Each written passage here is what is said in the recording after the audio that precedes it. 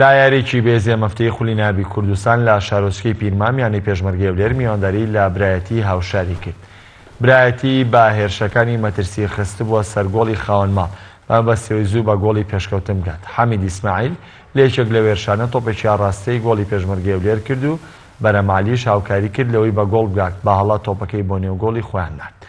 لە هێرشەی برایەتی نزیک بوو لە گۆڵ، بەڵام بەرەمعالی ڕۆڵی گۆڵپارێزی بینی و بە دەستەکانی تۆپەکەی دوورخستەوە ئەمە ژوای کرد ناوژیان فیکەی لە دانی سزا لێبدا و با کارتی سووریش بەرەم کاتە دەرەوە. عومەر بیبۆش سەرکەوتوو نەبوو بۆ جاری دووەم گۆڵی پێشمەرگە باژێنێت.